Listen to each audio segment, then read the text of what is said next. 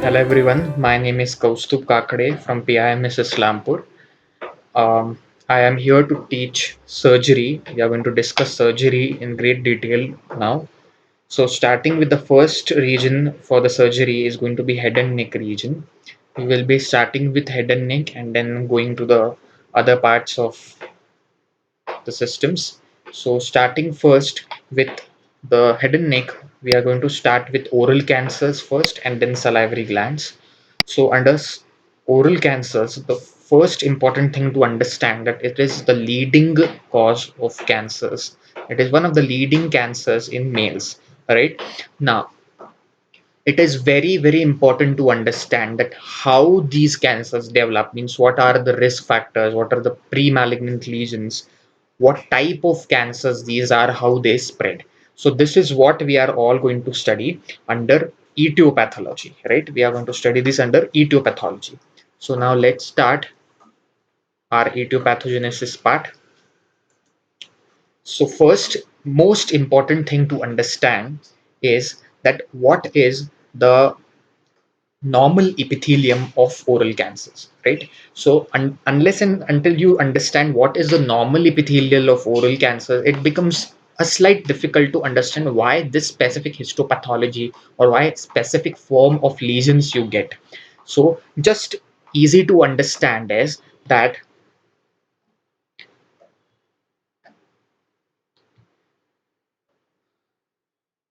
throughout the oral cavity, the major epithelium which you have is a stratified squamous epithelium. It is the stratified squamous epithelium is going to be the major epithelium through and throughout the oral cavity.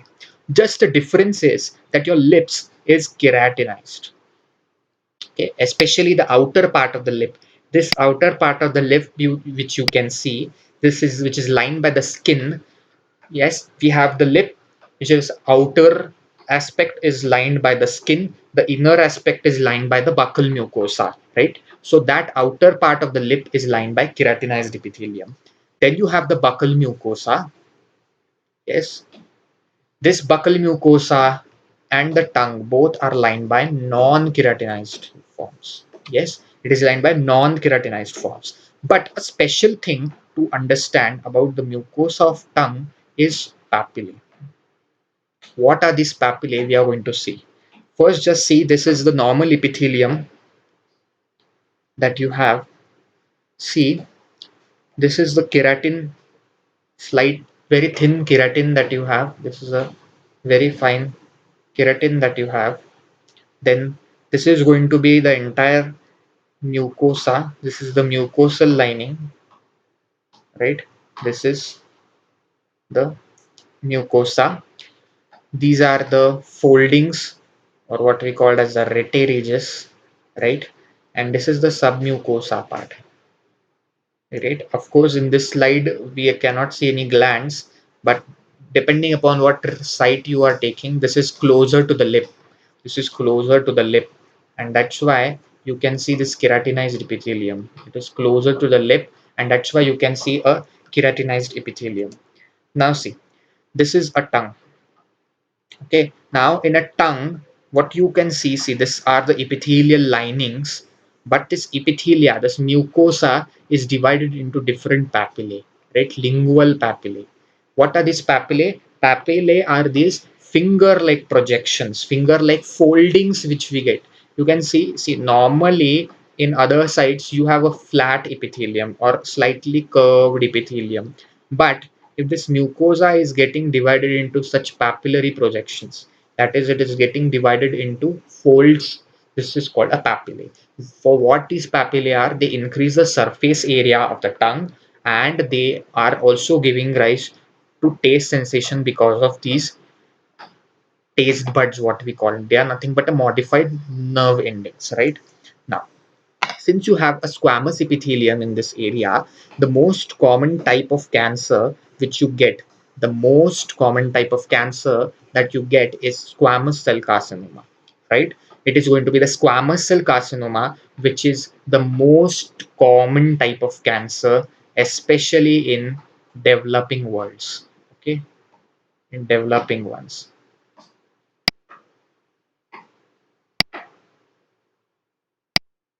Like India, we have here maximum squamous cell cancers, but there is a possibility of adenosquamous as well as adenocarcinoma. Now just think and tell me how you will get adenocarcinoma of mouth, the oral cavity. Just think. Yes, it's quite easy. It's very, very easy that you are going to have oral cancer with adenoid variety or adenocarcinoma proper as well because of glands. You have the salivary glands here. You have the minor salivary glands as well, the major salivary glands. Let's not go into the major salivary glands here, but the minor salivary glands, their glandular proliferation may contribute to this adenosquamous variety, right?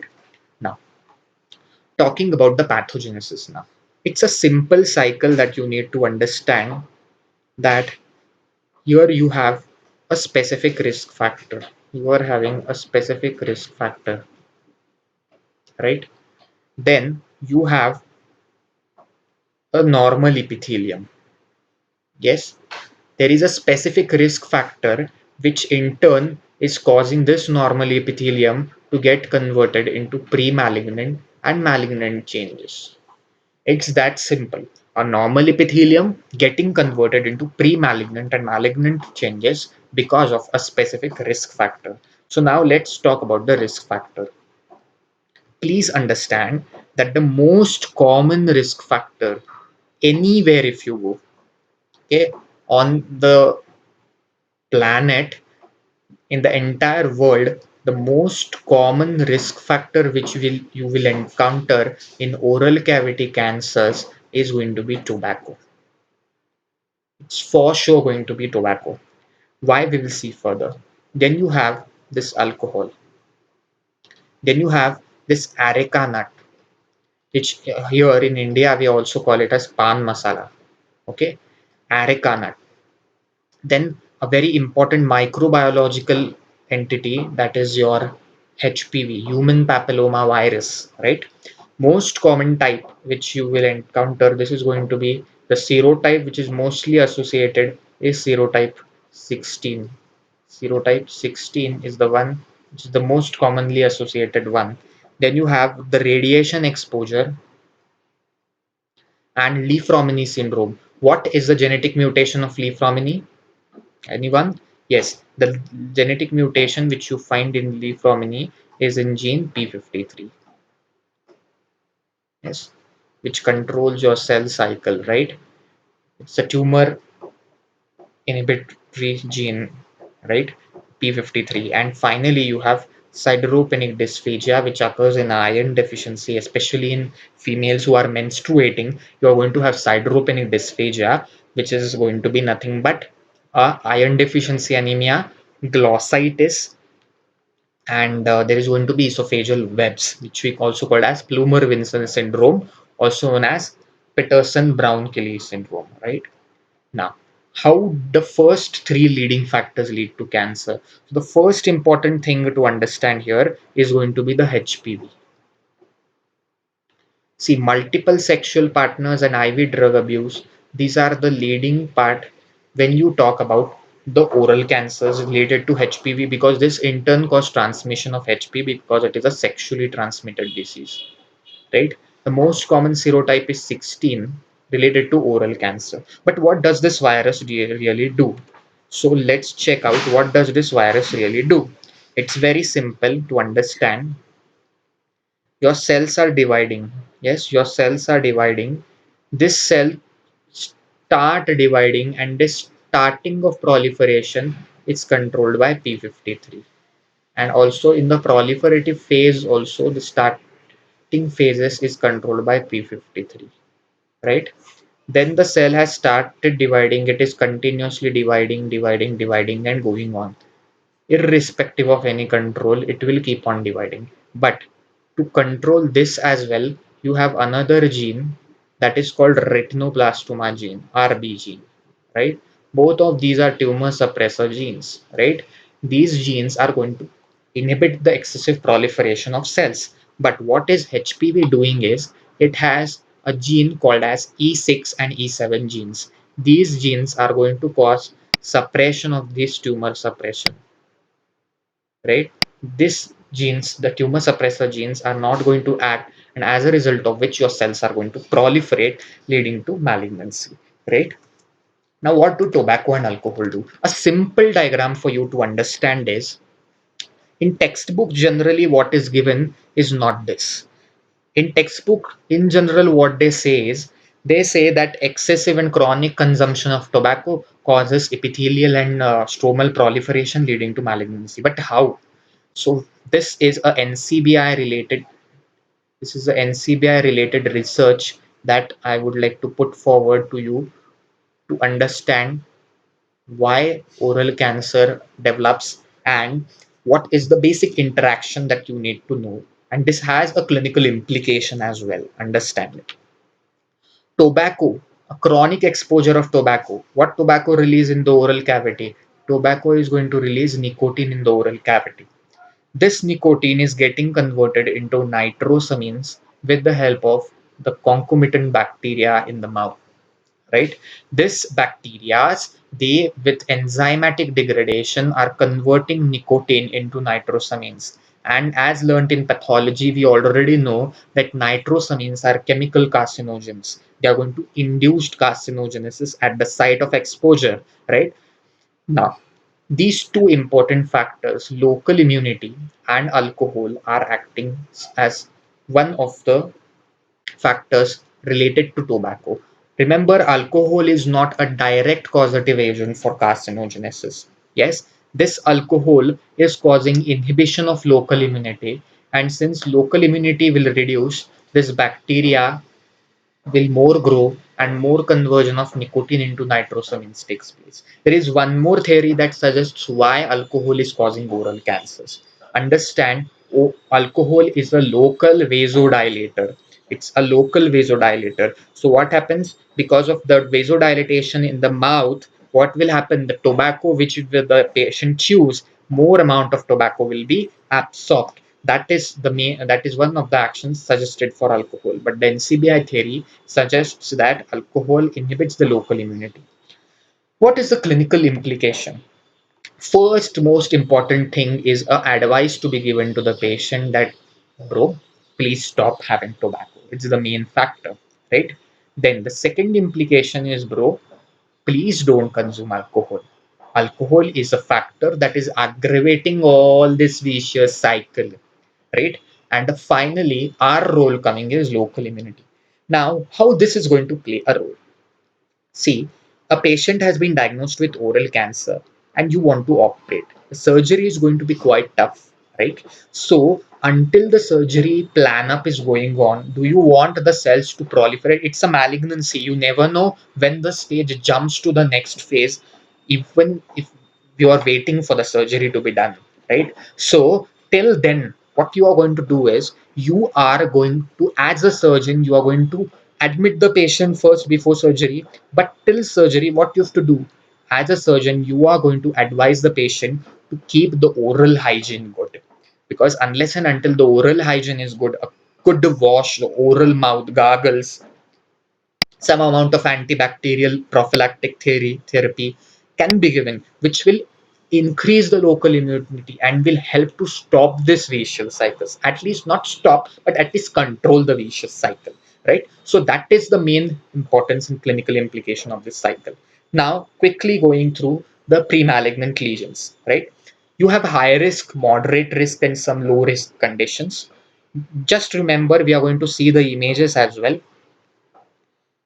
The high risk one are erythroplakia. Erythros means red, plakia means plaque. So a red colored lesion, a red colored plaque. Leukoplakia, leukos means white, plakia means plaque again. So white plaque, right? Sorry, right? Then you have chronic hypoplastic candidiasis. Remember, this is also a pre-malignant lesion and has a very high risk. Moderate risk, the most important one to remember is going to be submucous fibrosis here. All other lesions, that is syphilic glossitis, oral lichen planus, DLE, discoid keratosis congenita, these are relatively rare to be found in clinical practice. I tell you that. But for oral submucous fibrosis, you have to be very, very careful.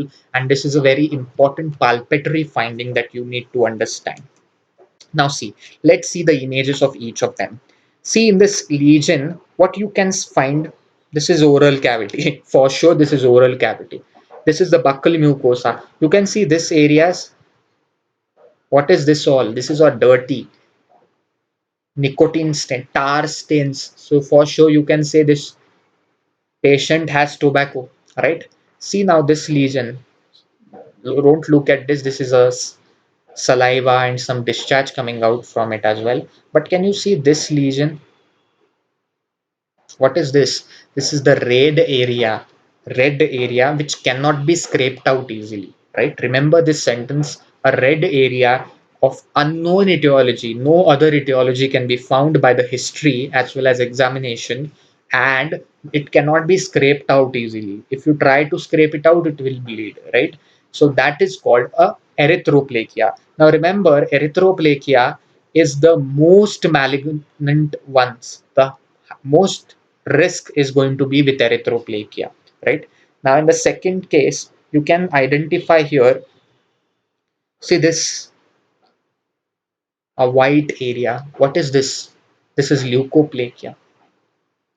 A white area, again, whose etiology cannot be found easily. All other etiologies of such white areas have been ruled out, and if tried to scrape out, it will not come, and if it is coming, it will bleed profusely.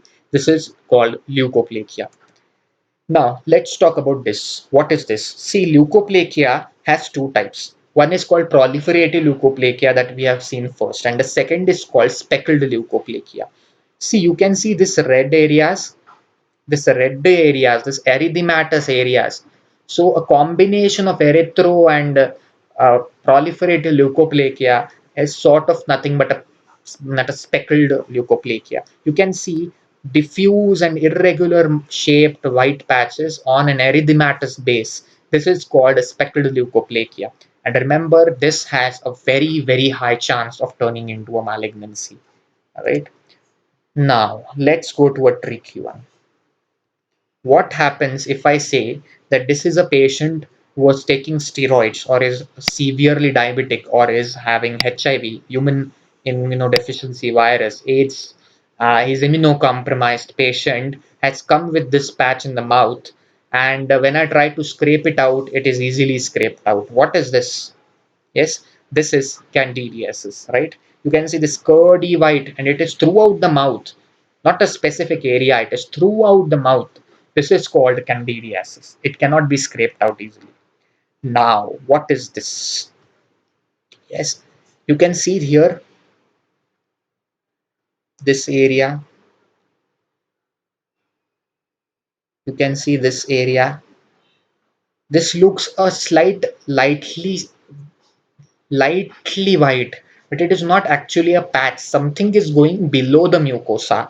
And if you see, the patient is not able to open mouth completely easily. So much stretching he is requiring to open the mouth. What is this? This is submucous fibrosis.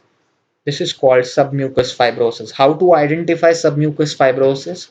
Sometimes a white lesion can be confused with leukoplakia and between submucous fibrosis as well. So how to differentiate? Suppose this patient is having submucous fibrosis here. What I'll do, I'll try to hold the angle between my two fingers. Okay, I cannot show you over here, but you will hold them between two fingers and try to palpate it between your two fingers. Normal buccal mucosa, when you try to palpate between the two fingers, it will be soft. It will be soft. But when you try to palpate it and it is submucous fibrosis, it will appear, the texture will appear like a thick band. You try to do it at your home, you take a soft cotton and roll it between your fingers. It is so soft. But if you take a rubber band in between the two fingers, enclosed within a cotton cloth, how stretchy it feels. That is what is a submucous fibrosis, right? Finally, you have sites of oral cancers. It is oral cancers throughout the world. The most common site is going to be the tongue, the lateral aspect of the tongue. But why in India it's gingivobuccal sulcus? In India, here we have gingivobuccal sulcus as the most common site of oral cancer, because the patients, the males, they generally have the tendency to make a quid of the tobacco. They roll the tobacco with that tuna, what we say, with that white powder. They roll in between it and they make a small pouch into the buccal mucosa, into the gingivobuccal sulci. That is why gingivobuccal sulci is a leading site for oral cancers. Most common spread is going to be lymphatic. Commonest site, remember, it's going to be bone, liver, and lungs. So, how will the patient present with bone, liver, and lungs? Yes, the patient, if bone will present as bone pain, if liver, the patient will present as abdominal lump or an abdominal pain, and lungs, he will present with cough and hemoptysis. But usually it is locally invasive. Now, after learning all of these, let's do an MCQ, right? Now, this is the last point to be understand in this lecture to integrate the things. You have a 60-year-old. A positive finding is he is a tobacco chewer chronically. He came with this lesion in the mouth that bleeds on scraping, right? Bleeds on scraping. What is the next step to be done, right? Let's have a look at this. Okay, let's have a look at this. You can see this white area. This is a profuse white area. It's an ulcerated area, but this white areas are what? This is leukoplakia. This is a speckled leukoplakia because it is having a erythematous base. See here also you have erythema on the sides posteriorly. These are all the erythematous bases, right? This is all erythematous bases, and this is the leukoplakia. This is leukoplakia, and why it is a leukoplakia? By confirm, it's bleeding on scraping, right? So for leukoplakia and especially a speckled leukoplakia, it's your job to understand that it has a very high risk of malignancy. So what you should stop? You should first do a H biopsy. Why you should go for an H biopsy is because the central area will have necrotic cells. What the benefit is by taking necrotic debris from the center? From the area of the edge, you will have maximum proliferative rate.